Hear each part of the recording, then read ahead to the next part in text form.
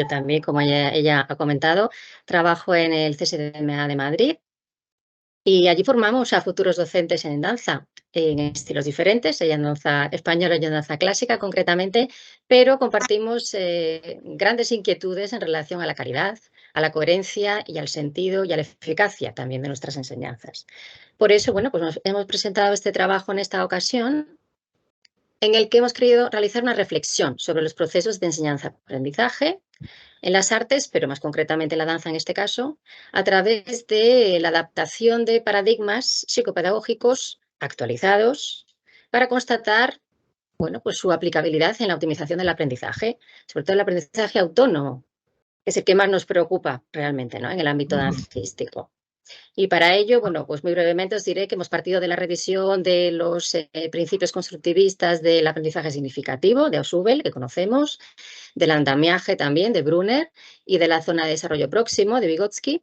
Y hemos llegado a analizar también la aplicabilidad de las taxonomías que ya son de corte cognitivista de Bloom y de Marzano en la adquisición del conocimiento de la danza a través de ejemplificaciones que hemos presentado en el trabajo y que muestran cómo podemos adaptar esta sistemática, que es muy, muy interesante, la verdad, a los procesos cognitivos y metacognitivos necesarios para que abordemos con éxito la situación de aprendizaje con nuestro alumnado. Y bueno, no me quiero extender más porque seguramente las preguntas nos harán explicar un poquito más profundamente nuestra ponencia, pero bueno, vamos en esa línea y espero que haya sido de vuestro interés. Por supuesto. Raquel Pastor, no te veo.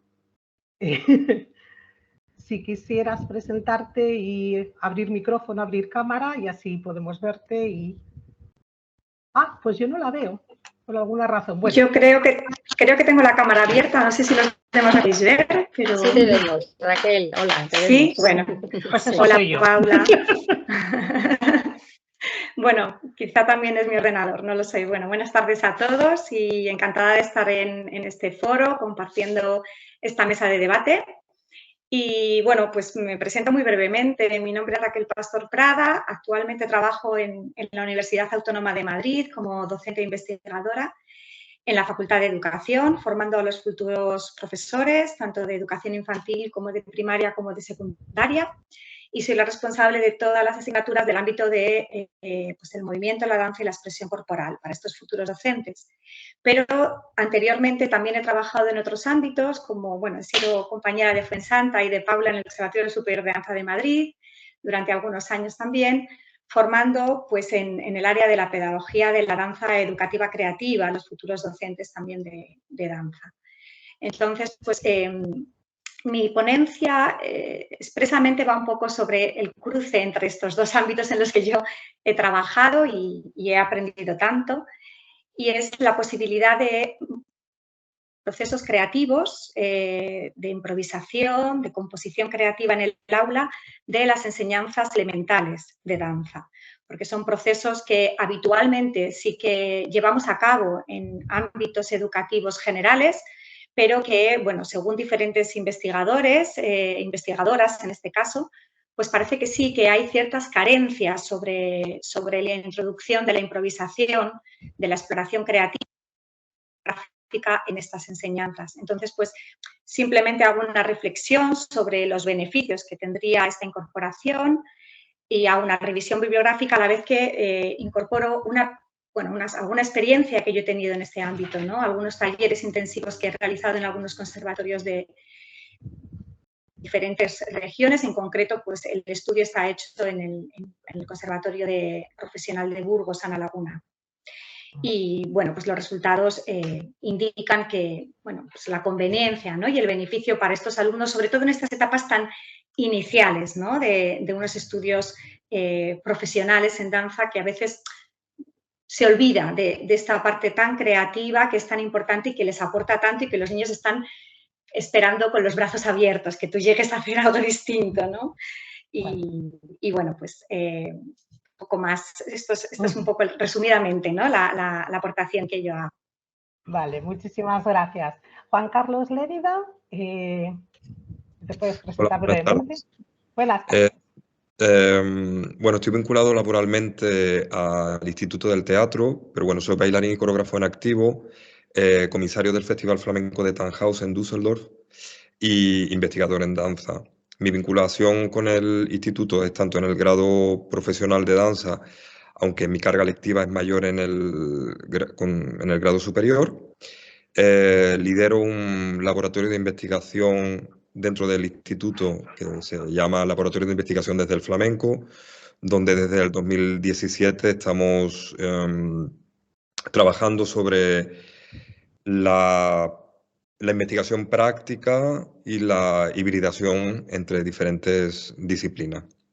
Mi comunicación, mi ponencia, o bueno, lo que podéis encontrar en el acta, habla sobre la improvisación y la improvisación específicamente del baile flamenco, y lo divido en tres categorías para diferenciar y para poder abrir un poco más, ampliar el marco sobre el concepto de improvisación, y lo denomino improvisación en el flamenco, improvisación con el flamenco e improvisación desde el flamenco. Muchísimas gracias. Y por último, Michelle Bittencourt, que tampoco, ahora sí que te veo, Raquel, de repente ha aparecido la imagen, pero a Michelle no la veo. Pues si puedes abrir micrófono y explicarnos tu trabajo, tu ponencia. Hola, buenas tardes. Buenas tardes. Primero, ahora te veo. Muchas gracias por la invitación. Ahora sí. Muchas gracias por la invitación al Congreso. Es un placer poder compartir con ustedes esta mesa. Bueno, yo soy la tutora oficial de Progressive Ballet Technique en América Latina. Entonces, soy la responsable por la formación de profesores para la aplicación del método en los países de América Latina. Soy licenciada en Educación Física, especialista en enseñanza del ballet clásico. Fui bailarina en algunas compañías acá del sur del continente americano. Y la presentación que les traje fue realmente una presentación del método. Para los que todavía no conocen, Progressive Ballet Technique, o el conocido PBT, es un programa de condicionamiento físico para bailarines. Y traigo también algunas reflexiones sobre las observaciones que he tenido yo durante estos 4 años de trabajo con profesores y bailarines, con la aplicación del método para estudiantes de ballet clásico. Y también traigo observaciones de profesores, bailarines y estudiantes sobre sus sensaciones a partir de que conocieron y empezaron a trabajar con el método en su entrenamiento diario. Muchísimas gracias a todas y todos, sobre todo por la brevedad, porque habéis sido muy concisos y esto da gusto. Pero también me parece importante a la hora de que la gente os pueda luego hacer preguntas más específicas, que me parece importante y entre vosotros mismos, ¿no? Porque todos sabemos que estamos al final del curso y no sé si habéis tenido tiempo de poder ver todas las ponencias. Ahora os voy a lanzar una pregunta, que es un poco una pregunta doble. Podéis contestar en el orden que queráis. Y es en relación, evidentemente, al tema de esta mesa, la innovación, ¿no? Y la pregunta sería, ¿qué entendemos por innovación, dado que cada una y cada uno de vosotros habéis presentado ponencias y aspectos muy diversos y por eso muy interesantes? ¿Qué entendéis cada una de vosotras y de vosotros por innovación en la enseñanza artística? ¿Y por qué pensáis que es importante su incorporación a las enseñanzas regladas? Así que no sé quién quiere ir primero. Silencio. Bueno, ¿puedo comenzar? Sí, por supuesto. Y por supuesto podéis intervenir, no hace falta, quiero decir, la mesa, ya que nos hemos presentado todos, podéis ir interviniendo como queráis, y si escucháis algo interesante y queréis replicar, por supuesto. ¿Vale? Ya sé que en el formato online es más complicado, pero bueno, se puede intentar. Bueno, yo simplemente pondría en cuestión también la palabra innovación, ¿no? Como una palabra que quizás en ciertos momentos está conectada con temas de productividad, ¿no? Y de funcionabilidad. Entonces yo simplemente lo pondría en cuestión si es la palabra más adecuada para para evitar en nuestro contexto, que tiene que ver con otros parámetros,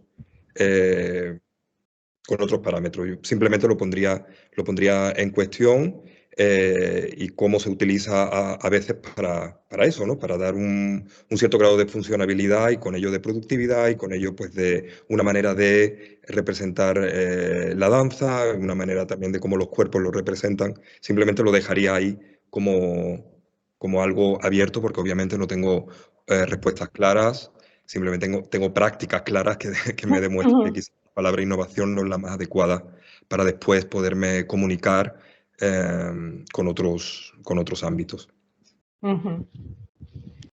Sí, esto es al hilo, digamos, de lo que ayer Juan Arturo estuvo comentando tanto en su ponencia como salió también este tema, por eso lo quería traer de vuelta a esta mesa. ¿Alguna opinión más que tengáis Paula o Raquel al respecto? ¿Qué es este concepto? ¿Por qué estamos manejando este concepto de innovación y por qué creemos que hay una necesidad? O igual hay que buscar otra palabra que se adecue más. Sí, podríamos debatir también sobre esta cuestión terminológica, ¿no? Porque muchas veces en el ámbito social, en el ámbito educativo, ¿no? Pues trasladamos terminología del ámbito científico y no siempre, ¿no? En estos procesos de investigación, pues nos funcionan de la misma forma en las ciencias sociales. Entonces, esto sí que realmente sería una cuestión a debatir, ¿no? Pero sí que lo cierto es que en nuestras prácticas docentes sí que deberíamos de prestar atención a incorporar modificaciones, actualizaciones en nuestras formas de actuar en el aula. Eso es para mí fundamentalmente lo que significa la innovación, ¿no? O sea, cómo yo puedo reactualizarme siempre que entienda que hay algo que no funciona en mi práctica docente, ¿no? Y en ese sentido tengo que estar en contacto con los cambios que se producen en la sociedad que me rodea, ¿no? Y en los cambios que se producen en los discentes a los que me enfrento. Ayer también comentaban, ¿no? Los discentes de hoy en día, 2023, no son los de hace 10 años, ni hace 20, ni hace 30, ¿no? Y muchas veces estamos todavía anclados en teorías del aprendizaje y en metodologías docentes que vienen de los años 80, de los años 90 o de incluso más atrás, ¿no? Entonces, en este sentido, sí que creo que es importante la innovación docente y, por supuesto, dentro de las enseñanzas regladas, ¿por qué no? O sea, no es que se pueda, es que se debe. Igual que en cualquier otro ámbito educativo, ¿por qué no? En las enseñanzas regladas, ¿no? Por supuesto que sí. Y creo que benefician el aprendizaje en muchísimos aspectos. Ayer hablaba Arturo, ¿no? El profesor Arturo Rubio, de el clima emocional en el aula, ¿no? Pues sería un aspecto a revisar, por ejemplo, mismamente, ¿no? Pero en muchísimas otras cuestiones, por supuesto que la innovación educativa y docente va a beneficiar los procesos de enseñanza-aprendizaje, no me cabe ninguna duda. Y bueno, cedo la palabra a algún otro compañero o compañera, no quiero. Michelle, Fuensanta, Paula, ¿queréis añadir algo? Bueno, pues sí, quizá decir que para mí innovación, efectivamente, estoy de acuerdo con los compañeros, quizá no sea la palabra o el único término a utilizar aquí. Yo creo que en nuestro caso poco hay, poco queda que inventar, ¿no? Desde cero, quizá nada. Entonces, ¿por qué no apelamos a la transversalidad, a la aplicación? Es un poquito en la línea de nuestro trabajo también, de conceptos, de metodologías, de otras áreas, que es lo que quizá tendríamos que empezar a trabajar y a revisar. ¿Por qué estamos siempre trabajando en compartimentos estancos, muy a menudo, por lo menos en las artes, ¿no? Con una tradición que nos pesa, que nos suele pesar demasiado, que nos ancla en paradigmas a veces anticuados y no nos deja avanzar. Entonces, yo creo que esa aplicación concreta y muy estudiada, desde el punto de vista científico también, pero desde luego, pues eso, muy versada hacia mejorar la eficacidad, efectivamente, de nuestras enseñanzas en este caso, debe hacerse no solamente en enseñanzas arregladas, en todos los ámbitos y a todos los niveles, porque hay que avanzar.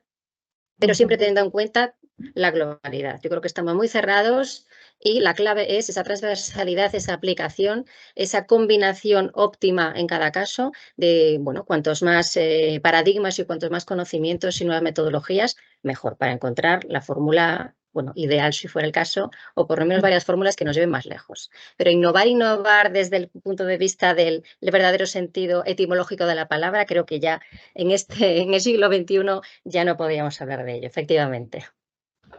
Michelle. Sí, estoy totalmente de acuerdo con los compañeros de mesa. Además, en el caso del trabajo de las danzas que tienen su tradición, ¿no?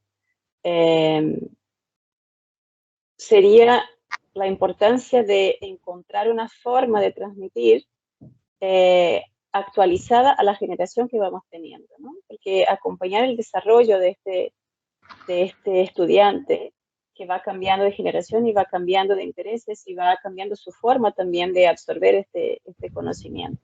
Entonces, es muy importante que encontremos herramientas, que encontremos alternativas para transmitir este conocimiento de una forma actualizada. ¿No? Es difícil, no podemos cambiar el contenido que vamos a enseñar, pero sí la manera y los métodos y las herramientas que vamos a utilizar para enseñar. ¿Y Fuensanta? Bueno, pues comparto la opinión, ¿no?, generalizada. Creo que estamos todos de acuerdo y, bueno, creo que en el caso de España, además, la oportunidad que se abrió con las enseñanzas superiores de danza permitieron expandir mucho más y comunicarnos más entre distintos estilos y distintas especialidades para la formación de estos alumnos, a la vez que abrió las vías a muchos bailarines o docentes de danza para continuar con la investigación, con la posibilidad de, a través de los estudios superiores, optar a másteres y poder realizar también estudios de doctorado. Entonces, creo que cuando todas esas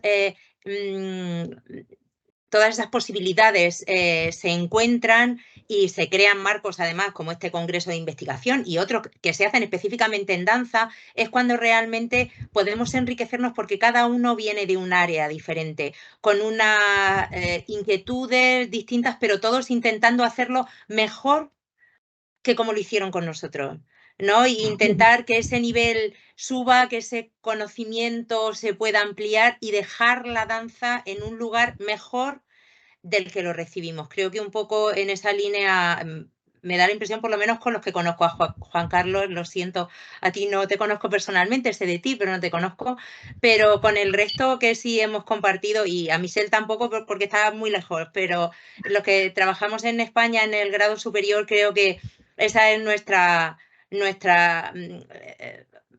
ambición un poco, ¿no? Y bueno, y esas posibilidades de llegar también a la universidad y todo lo que la generación de conocimiento y compartir ese conocimiento que vamos adquiriendo, ¿no? Y bueno, eso es maravilloso, creo.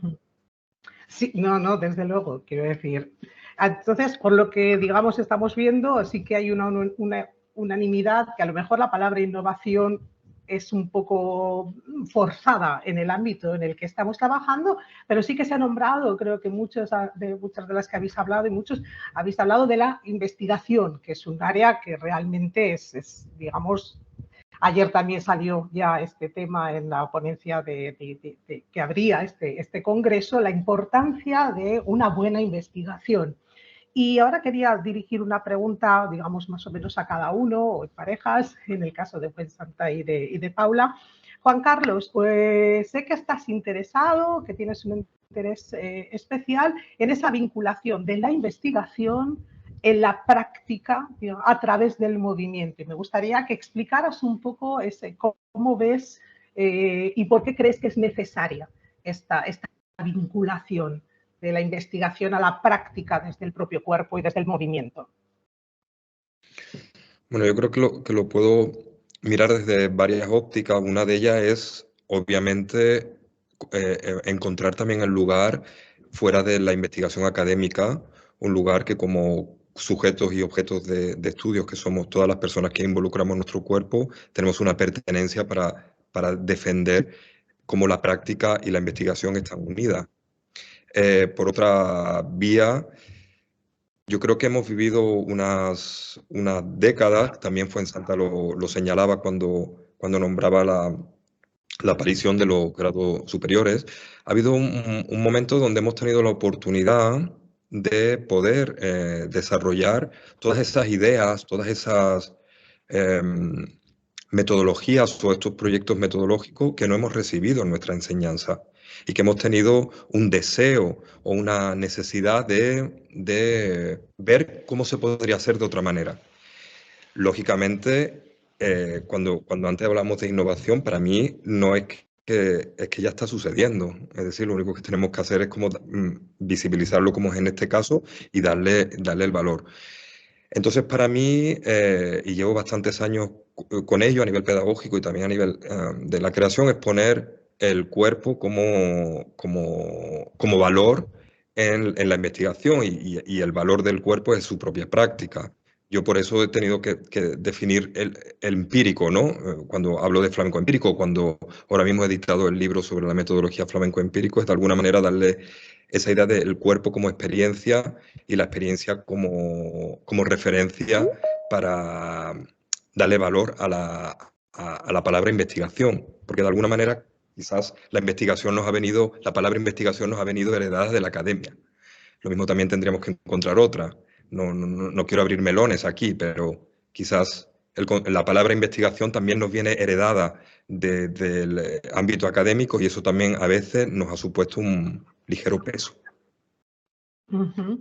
Tenía una pregunta también para Paula y para Fuensanta, porque viendo vuestra ponencia y veo que Gael ha hecho aunque luego hay otra pregunta que os lanzaré, que está en el chat ya, pero una de ellas, una de las cosas que nombrabais y que creo que todos los que hemos trabajado como docentes nos hemos encontrado, es como con una generación, con un alumnado que no tiene a lo mejor esas ganas y ese arrojo y ese interés que tenía antes, que le cuesta más, que está como más disperso.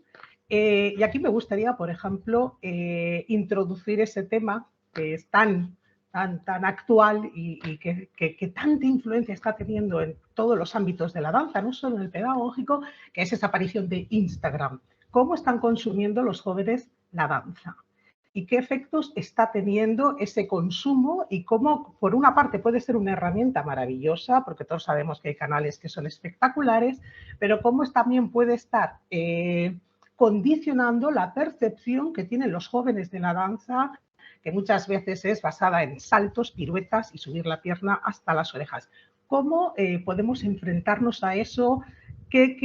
La metodología que vosotras planteáis en vuestra ponencia puede combatir, puede animar ese tipo a esos chavales para que tengan un interés mayor en lo que es la forma artística, que es al final lo que estamos trabajando. Bueno. No es fácil. ¿Quieres? O empiezo yo, como quieras. Me da igual. ¿Sí? Bueno, una pregunta muy interesante en la que no habría pensado en la vida. O sea que gracias por hacerme ir más allá. Muy bien. Me encanta. Pues te voy a decir exactamente. Honestamente, yo no soy una acérrima seguidora de las redes sociales, todo lo contrario. Soy madre de un adolescente, con lo cual tengo mucho cuidado con las redes y quiero ser ejemplar también para justamente sacarle de peligros y que esté lo más a salvo posible, porque creo que efectivamente hace mucho daño. Hay que controlar lo que ven nuestros hijos, nuestros alumnos, si puede ser. Creo que es una muy buena pregunta la que acabas de hacer. No es de ahora, no es solamente con las redes sociales, por lo que sí se ha incrementado quizá esta especie de idealización de la danza, y yo puedo hablar sobre todo de la danza clásica, que es mi ámbito, no voy a entrar donde realmente no controlo, no conozco, yo soy muy respetuosa, pero es verdad que ese aspecto gimnástico, ¿no? Circense incluso, que está adquiriendo ahora en las mentes de los jóvenes alumnos, la danza clásica por lo menos, es un poquito preocupante. Pero bueno, los que realmente están aprendiendo danza en un conservatorio, en una escuela privada con mínimo de nivel, desde luego reciben claramente otras directrices. Yo ahí defiendo al profesorado, primero porque lo estamos formando, sabemos lo que es lo que se llevan y estamos ya desde hace unas cuantas décadas viendo cómo la gente está cada vez más formada, hablo de los profesores. Entonces, como consecuencia, lógicamente, sus alumnos tendrán mucha más y mejor información. Entonces, la información que reciben de las redes es peligrosa, está muy sesgada, efectivamente, pero yo creo que es parcial y no les nos tendría que influirles si realmente tienen una compensación, como yo creo que la tienen, en sus docentes, en sus profesores, que son las guías principales a las que deben atender realmente para, bueno, si es lo que desean, acercarse ya al mundo de la profesionalización, que sería realmente pues, nuestro ideal. ¿Vale? Entonces, yo creo todavía que el alumnado de danza tiene la posibilidad de transformarse en individuos proactivos, autorreflexivos y automotivados, porque eso también falta. Creo que ibas a hablar de la motivación. Creo que empezaba por ahí el tema, que también Sí, es muy importante, ¿no? bueno, pues Pero eso que yo lo creo que con conté. estas sí, porque es un tema en mayúsculas, Eso lo efectivamente es una dejamos a preocupación. Fuensanta. El tema de la motivación. ¿Cómo Pues yo creo que motivamos? sí, yo creo ¿Cómo que sí motivamos a que esta generación? A ver, este es un debate que, por ejemplo, en Londres, cuando yo trabajé en Londres en el Council for Dance Education and Training, en los congresos, era un tema recurrente por parte de profesionales y docentes. Es decir, ¿cómo motivamos a estas generaciones que parece como que les cuesta más, ¿no? Fuensanta, ¿cómo lo hacemos? Uf, pues lo hacemos como podemos. ¿Cómo podemos? Como podemos, porque, bueno, hablo de mi experiencia docente en el conservatorio. Bueno, al ser estudios superiores es algo que los alumnos escogen. Entonces, ahí ya tenemos una selección porque vienen por lo menos con la intención de cursar unos estudios superiores que les formen para desarrollarse profesionalmente, ya sea en el campo pedagógico como coreográfico o interpretativo. Yo doy asignaturas de danza española en las dos especialidades. Entonces, bueno, lo que creo es que a veces vienen un poco desenfocados, no tanto desmotivados, como desenfocados porque recibimos en Madrid a un perfil de alumnado que viene de muchas partes de España, con una formación normalmente profesionalizante y vienen pues con unos niveles también de formación muy diversos. Entonces, lo importante es cómo hacer que se adquiera ese nivel necesario superior para que puedan finalizar los estudios de una manera que salgan de verdad potenciadas todas sus capacidades. Y creo que en el desarrollo sobre todo los dos primeros cursos, donde ellos, según el plan de estudios que nosotros tenemos desarrollados en Madrid, donde ellos deciden también por qué vía van a poder ir, tienen un campo amplio de posibilidades de desarrollo, ahí pueden encontrar más fácilmente su motivación. Pero evidentemente parte, yo creo, importantísima es la motivación del profesor a motivar a los alumnos. O sea, primero uno tiene que venir motivado de casa, pero luego también tenemos que hacer todo lo posible para que esa pasión que nosotros sentimos, porque si no, no nos dedicaríamos a esto, seguro, sirva para que cada uno de los alumnos encuentre dónde está su verdadero sentido de cursar estudios superiores de danza y poder realmente finalizar con éxito estas enseñanzas. Se vaya a dedicar después dentro de la danza al campo que quiera o incluso en otras ramas profesionales, pero que pueda aplicar de alguna manera lo aprendido en la danza, creo. ¿Cómo motivar? Bueno, creo que utilizamos todas las estrategias posibles que se nos ocurren. A lo mejor, Paula, tenemos que revisar también bibliográficamente cómo motivar a los alumnos, cómo lo hacen desde otras ramas del conocimiento psicopedagógica y poder mirar la viabilidad de poder hacerlo, pero siempre también hay que tener en cuenta hacia qué alumnado va lo que nosotros enseñamos, ¿no? Y ya digo que yo creo que la enseñanza superior es como la guinda del pastel, porque el que accede a las enseñanzas superiores es porque realmente quiere, si no tiene muchísimas otras opciones.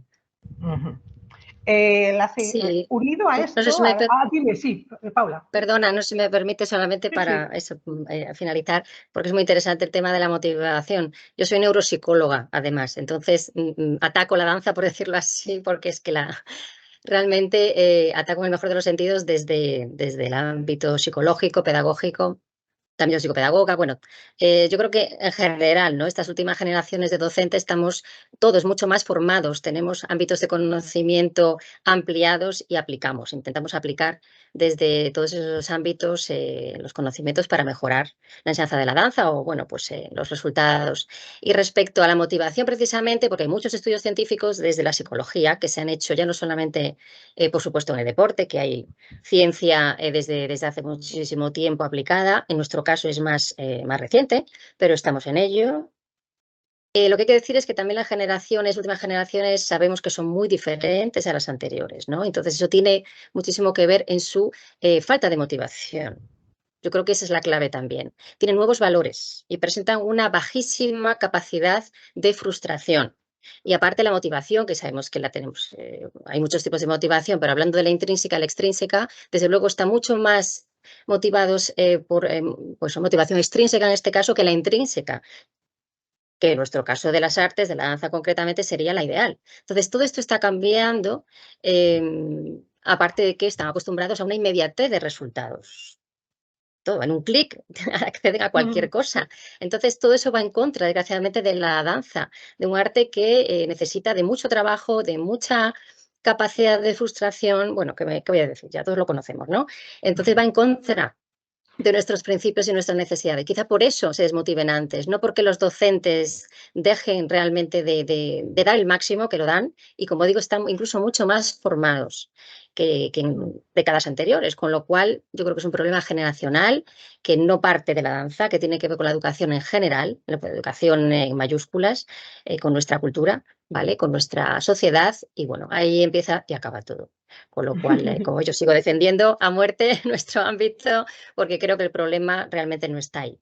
Al contrario, intentamos paliarlo, pero es muy difícil, como dice Santa. Pero ahí estamos, Sí. luchando. Gracias. Nada. Raquel, quería pasarte a ti, porque evidentemente el tema de la motivación, sobre todo en la danza, una de las cosas, y como hemos comentado también con todo este tema de Instagram, este énfasis que parece que se está poniendo ahora a la técnica y no tanto a la creatividad, que tendría que ser la base, digamos, puesto que estamos hablando de una forma artística. Tú estás trabajando, digamos, con esos chavales más jóvenes. ¿En qué medida la aplicación de esa danza educativa, tal y como tú lo estás realizando, piensas que podría fomentar esta creatividad y estas ganas y este estímulo que parece que necesitan los chavales? Bueno, creo que es fundamental porque la metodología o la perspectiva educativa de la danza educativa creativa precisamente pone el foco en eso. No exclusivamente, pero sí incide precisamente en el desarrollo de la creatividad desde el cuerpo, ¿no? Puede ser la danza en conexión con otras artes, efectivamente con las artes visuales, con la literatura o con otras artes, pero se incide en que todo tiene que partir, la vivencia tiene que partir desde el cuerpo y el contacto con el otro, a partir de esa experiencia corporal. Y creo que esto es lo que lo cambia todo en un aula de personas como los jóvenes que tengo yo, que son muy jóvenes y que muchos de ellos no han tenido casi contacto, ¿no? con esta experiencia corporal, con este lenguaje no verbal con otra persona. Y en este sentido, los procesos creativos les ayudan mucho porque les hacen comprender que todos somos creativos. Todo el mundo puede crear, todo el mundo puede desarrollar su creatividad a partir del cuerpo, del movimiento, de la expresión corporal. Y esto les motiva y les da a entender que ellos también son capaces, ¿no? Son susceptibles de desarrollar esa creatividad corporal que tienen. Y conecta mucho con lo que también decía Juan Carlos antes, ¿no? O sea, cómo los procesos de investigación pasan por el cuerpo. O sea, la investigación performativa, la investigación desde el cuerpo es sumamente importante porque creo que da un carácter experiencial con los sentidos, ¿no? Que parte desde los sentidos, desde lo más íntimo que tenemos, que es la percepción, ¿no? Abrirnos al mundo a través de nuestra percepción, y a partir de ahí se genera todo. Entonces, bueno, para estos alumnos es fundamental la creatividad. Son procesos complejos, Yo siempre empiezo por otros contenidos, no empiezo por procesos relacionados con el desarrollo de la creatividad. Empiezo por cuestiones que les desinhiben, ¿no? De alguna manera les sueltan, les conectan, fomentan la cohesión primero grupal, la confianza en el grupo, el sentirse a gusto, para a partir de ahí poder generar esos procesos creativos, ¿no? Y también hay que trabajar la motivación, ¿eh? También hay que trabajar la motivación, por supuesto, porque muchos de ellos no se ven capaces, pero creo que el secreto es la pasión, como decían también antes las compañeras, ¿no? El secreto es la pasión. Si un alumno entiende que tú les estás transmitiendo algo que a ti te apasiona, seguramente esa conexión emocional le va a hacer llegar mucho más el contenido, el concepto, los conocimientos que quieres transmitirles, ¿no? Pero bueno, para mí es fundamental. El proceso, o sea, no se puede entender una clase para futuros maestros, ¿no? De educación general, incluso ¿por qué no?, también de danza, ¿no? Sin que la creatividad y la improvisación y el creer en tus propias posibilidades como sujeto creador se deje de lado en el aula. No sé si he contestado a tu pregunta, perdona, Ana. Sí. No, perfecto, no. Además, esta mañana buscando esos informes que nunca se publicaban de esos congresos había, y al hilo también de lo que ayer Juan Arturo comentaba, por eso me he puesto las gafas un momento, había una frase que me pareció muy interesante, que he puesto las iniciales y ahora no me acuerdo de quién son esas iniciales, pero alguien muy importante, Gran Bretaña, que dijo, puedes enseñar facts, hechos, en grupo, pero necesitas enseñar la creatividad de forma individual. Esa diferencia, digamos, como de que esto es algo mucho más íntimo, que es lo que hablaba ayer también, al hilo de lo que hablaba Juan Arturo. Por último, Michelle, te quería preguntar también, y al hilo de lo que está pasando, esto que he estado comentando, ¿no? De cómo, por ejemplo, mi algoritmo de Instagram se ha vuelto loco y ahora me salen deportistas en vez de salirme bailarines, porque lo que están subiendo muchas veces los bailarines son entrenamientos físicos en los gimnasios y no preparación artística de lo que se supone que tienen que hacer. ¿En qué medida, cómo navegamos y cómo esta metodología que tú trabajas de PDT, cómo navegamos esa fina línea entre la danza como arte y ese acondicionamiento físico necesario para los bailarines también, en la prevención de lesiones, porque no podemos ignorar que evidentemente la danza es un ejercicio físico? ¿En qué manera esta metodología que tú trabajas nos puede ayudar a navegar esta fina línea que separaría, digamos, el arte de una actividad física más deportiva? Me parece interesantísimo este tema. Justamente es lo más importante para este método, ¿no?, que trabajo yo. Es siempre recordar que es un método de preparación física para la danza. O sea, observando que la danza es una actividad artística que utilizamos el cuerpo como instrumento. Pero el fin de la danza es el artista. Es el artista poder expresarse. Teniendo el cuerpo como herramienta, esta herramienta, cuanto más esté preparada y desarrollada para utilizar todas sus posibilidades de expresar, vamos a tener un artista con mucho más libertad de expresión. Al momento de actuar, al momento de performar, va a poder utilizar su herramienta, que es su cuerpo, de la mejor manera posible. Entonces, lo importante para nosotros justamente es tener esto muy claro, ¿no?, que es una preparación física para utilizarse al servicio del arte. Utilizar el cuerpo como una herramienta que se desarrolla de la mejor manera posible, ¿no? Es muy interesante escuchar a los compañeros sus opiniones cuando Paula habló justamente que en la investigación del deporte estamos muy lejos, porque el deporte viene haciendo investigaciones desde siempre, Y esa es una inquietud también, ¿no? La diferencia es, en el deporte es performance, metas. Tengo que llegar a tal punto. En la danza no. Desarrollamos nuestro cuerpo en su mejor posibilidad, habilidades individuales. Cada cuerpo tiene una habilidad distinta para expresar. El objetivo principal de la danza es llegar a poder expresar de la mejor manera posible. Entonces, esa sería la forma que nosotros tratamos de transmitir el método. Claro, sin salirnos de la línea que nosotros trabajamos, que realmente es un desarrollo de las habilidades que son necesarias para la danza. Necesitamos tener potencia muscular, necesitamos tener flexibilidad, necesitamos tener control, ¿no? Fuerza. Todos nosotros conocemos que la danza es realmente compleja, tiene coordinaciones de todas las habilidades del cuerpo, pero todo eso con el objetivo de expresar.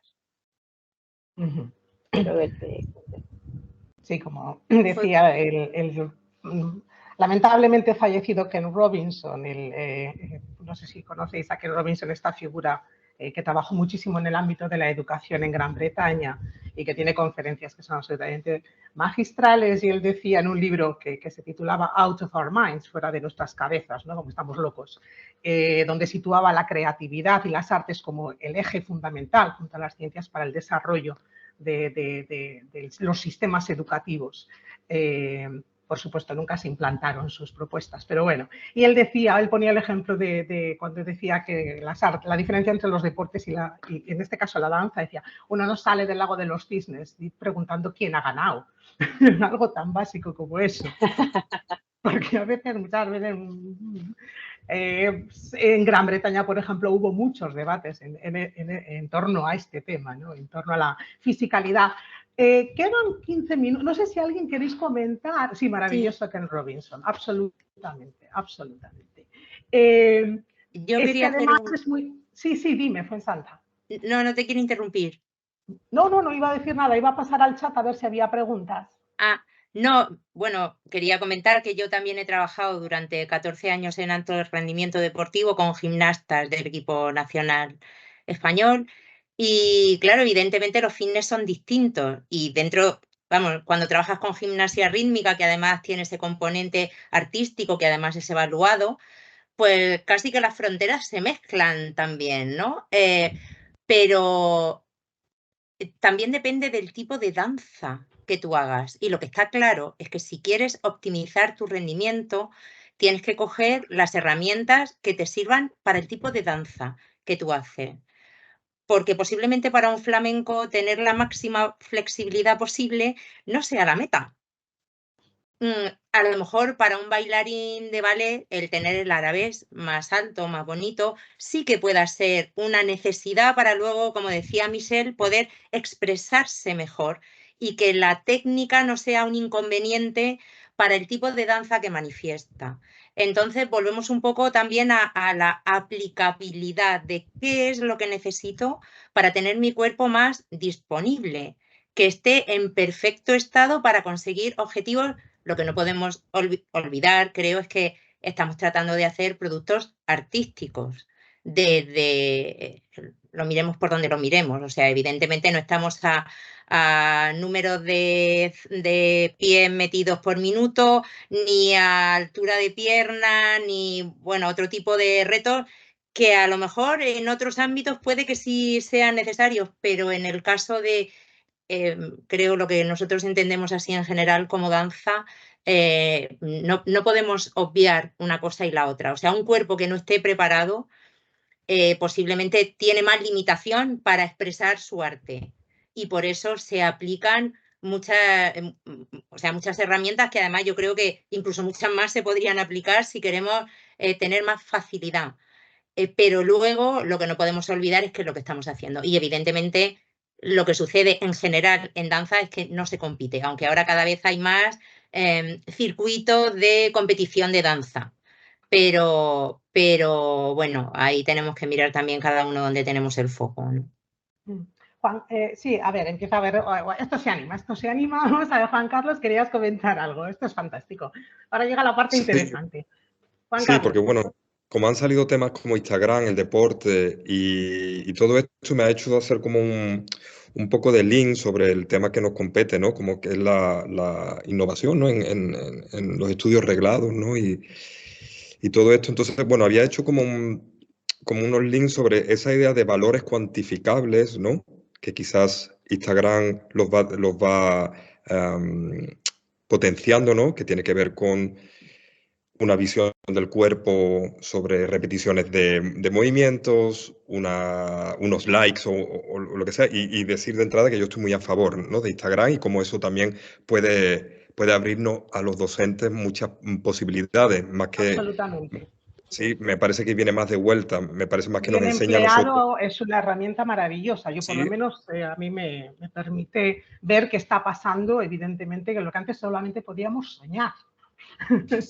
claro, de alguna manera también me hace estar muchísimo más cerca también de lo que ellos están consumiendo, ¿no? Porque, bueno, no podemos generalizar que todos los jóvenes consumen lo mismo, ¿no? Esto también lo tenemos que pasar. Pero bueno, resumo un poco con lo cuantificable y cualificable, ¿no? Es decir, tú antes has hecho la idea, ¿no? De cuando acabas de ver un espectáculo, no dices quién ha ganado, ¿no? En el deporte sí. Entonces eso también me hacía pensar sobre esta cosa de cómo han cambiado también la manera el docente de acercarse a las cuentas, ¿no? De acercarse a numerar, ¿no? A tener las cuentas como el único patrón desde donde poder traspasar un tipo de información. He hecho un link, como ya veis, he hecho un enlace sobre ese tipo, ¿no? de manera de enseñar que tenía que ver con una manera de utilizar el espacio marcado, cuantificado, una manera de contar los movimientos, ¿no? Y creo que eso también hay algunos estilos que hemos abusado un poco más de ellos, y eso también yo creo que en mi caso particular sí es verdad que yo he intentado introducir con mi metodología, ¿no? No tener que tener las cuentas como el único modelo de enseñar, en mi caso particular, el flamenco, o cuando me he tenido que enfrentar a otros bailarines para acercarse al flamenco, no tener que recurrir a las cuentas para enseñarles, sino trabajar más con las cualidades más que con lo cuantificable, ¿no? No sé si sirve mucho, pero realmente me ha No, hecho hacer este link sobre tu inicial pregunta sobre Instagram y el deporte que Michelle hablaba, ¿no?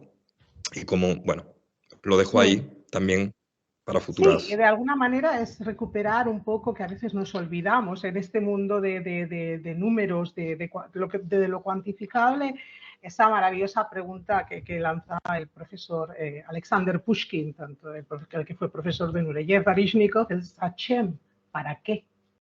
¿Para qué estamos formando? Porque a veces también nos confundimos cuando pensamos que un arabesk te sirve para todo y diferentes estilos coreográficos requieren diferentes alineamientos, diferentes alturas y si no te cargas la obra. O sea que también ahí es donde estamos en la parte más artística que a veces, quizá por estas necesidades de cumplir requisitos, tics en los programas y demás, parece que siempre se va quedando relegada. Paso ya tenía una pregunta final, pero están saliendo preguntas interesantes por aquí y hay muchas manos alzadas.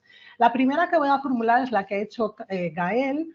Dice, según lo que estáis diciendo, cuando estábamos hablando del cambio generacional, dice, las enseñanzas artísticas ya no se pueden enseñar como las enseñábamos hace 10 años y en este panorama, ¿qué dejaríamos de la enseñanza? Me parece muy interesante esta pregunta, porque esto es como cuando los alumnos, yo trabajaba con ellos en Londres y no, porque queremos que nos pongan clases de hip hop y queremos que no sé qué, ya, pero para meter algo hay que sacar otra cosa.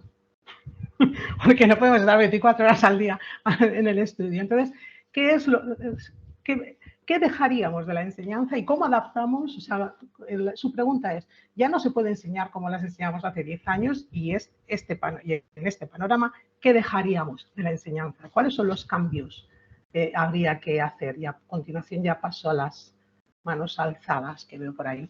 Y si no, Laura me ayudará. Tenemos una pregunta de Ángel Tomás. Sí, ya he visto la mano alzada, sí. Pero primero planteaba Ángel la de Tomás. Gael. Bueno, pues no sé si puedo iniciar. Por supuesto. Bueno, yo creo que de lo tradicional, pues efectivamente no lo podemos obviar, ni lo podemos eliminar, evidentemente que no, ¿no? Tú mismo estabas diciendo ahora mismo, Ana, que ese repertorio tradicional hay que mantenerlo, efectivamente hay que mantenerlo. Pero yo creo que sí que se pueden dejar atrás ciertos aspectos, a lo mejor no tanto del repertorio, sino de otras cuestiones que intervienen en un proceso de enseñanza-aprendizaje, ¿no? Y estoy pensando en metodologías docentes, ¿no? También Fuensanta antes nombraba, ¿no? Antes los gritos en el aula. Claro. Claro, efectivamente, ¿no? Hay otras formas de enseñar a como nos enseñaron a nosotros.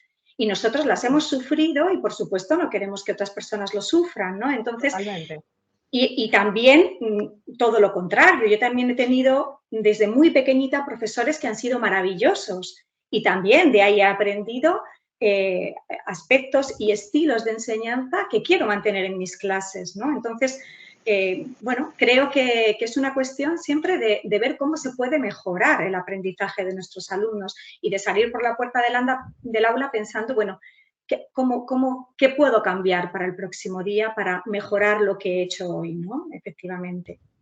A eso es a lo que yo me refería cuando hablaba de esto. Laura, si quieres dar paso a Ángel. Ángel Tomás ha levantado la mano el primero, así que adelante. Hola, buenas tardes. Me parece muy interesante todo lo que estáis hablando sobre la creatividad del cuerpo, porque es algo que yo creo que está, por lo menos desde mi ámbito más artístico, no me llega tanto. Es decir, la creatividad me llega por otros lados, pero no tanto como la expresión del cuerpo. A mí me gustaría, si hay algún referente o algo donde yo pueda consultar para poner en práctica sobre la creatividad del cuerpo, que no sea a un nivel profesional, sea con alumnos de secundaria, con un bachillerato. Yo imparto clase de bachillerato artístico, y si hay algo en ese sentido de empezar a trabajar la creatividad del cuerpo, no con una formación atlética, no con una formación de un bailarín profesional, sino como creatividad que pueda englobar dentro del ámbito artístico, pero que la expresión del cuerpo forme parte también de ese lenguaje en el que quiero incorporar las clases. Cuando yo lo he hecho, he participado de alguna cosa, lo que me he encontrado es que mis alumnos están muy reacios a tocarse, a abrazarse, a interactuar juntos. Entonces, bueno, si ya hay algo donde yo pueda consultar cómo poner en marcha esa creatividad del cuerpo a un nivel más intermedio, os lo agradecería.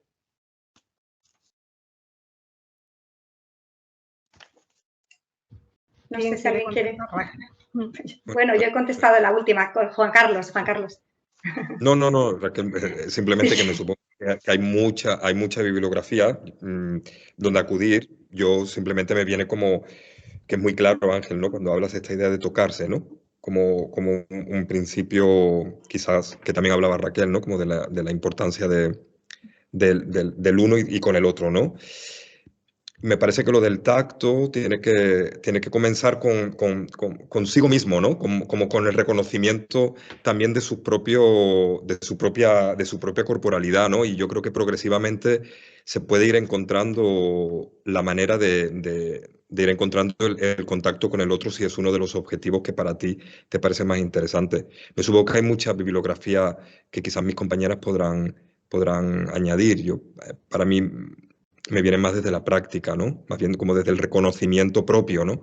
Del propio cuerpo, incluso del objeto que tenga. Por eso me parece que lo de los móviles al final puede ser un buen elemento, porque realmente no sé cuánto tienen de capacidad de sentir el contacto del móvil en sus manos, ¿no? Y de las diferentes texturas que tiene un móvil, ¿no? Desde el vidrio hasta el plástico. No, yo creo que son como pequeñas estrategias, ¿no? Para acercarlo desde su propia cercanía y después poco a poco, ¿no? Y después están los contextos particulares que ahí ya no puedo entrar porque son diversos y algunos bastante dramáticos.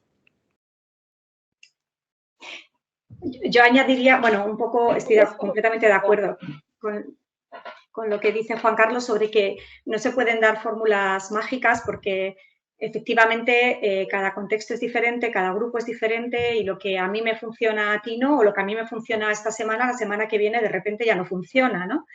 Que precisamente ahí está la innovación docente, ¿no?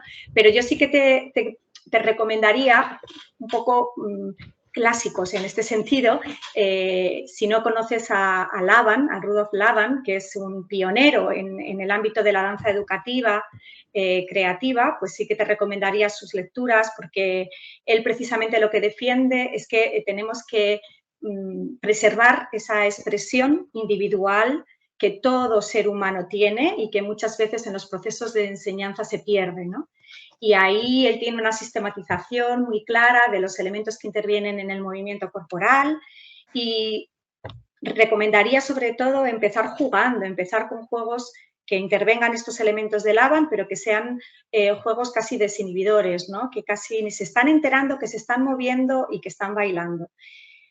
Y otra recomendación es ponerles a bailar sin darles tiempo a reaccionar. Yo muchas veces hago sin que puedan pensar, ay, me está dando vergüenza o ay, no puedo. O sea, es como ponerles en acción sin darles tiempo a que reaccionen. Y para esto también hay danzas tradicionales muy sencillas que es muy fácil de llevar al aula y que pones la música y te pones a bailar y todo el mundo se engancha a una danza muy sencilla y ya los tienes a todos en movimiento y a partir de ahí ya evolucionas hacia la cuestión que a ti te interese, ¿no? Pero sí, te recomendaría que leyeses Modern Educational Dance de Laban. Y la segunda recomendación que te iba a decir es precisamente Dance Education, que es de la maestra Barbara Hasselbach, donde da un montón de ideas, además organizadas por etapas educativas, ¿no? A ti te interesa la secundaria, pues ahí tienes propuestas específicas de danza educativa creativa para secundaria y para otras etapas. Tenemos un minuto para cerrar, bueno, ya ninguno, simplemente no sé si Nilda, muy rápidamente, si hay manera de que pueda plantear su pregunta, o si no ya cerramos esta mesa. Nilda, ¿estás ahí? Pues parece que se ha ido. Pues entonces voy a cerrar esta mesa que ha sido un auténtico placer, la verdad. Espero que la hayan disfrutado y espero que nos podamos encontrar en carne y hueso presencialmente en otra ocasión. Muchas gracias. No, gracias a ustedes por estar aquí un sábado en 1 de julio, tiene su aquel, así que muchísimas gracias a todos, a la organización de este congreso y ya tengo que terminar porque tengo que dar paso a la siguiente sesión que estará moderada por Luis Calero y que va a ser sobre música, teatro y educación, la interdisciplinaridad como valor educativo. Muchísimas gracias, Juan Carlos, Raquel, Santa, Paula y Michelle. Ha sido un auténtico placer. Y Laura por estar ahí moderando todo el tiempo. Muchísimas gracias. Y muchísimas gracias. Gracias, enhorabuena. Habéis estado genial. Gracias. Adiós.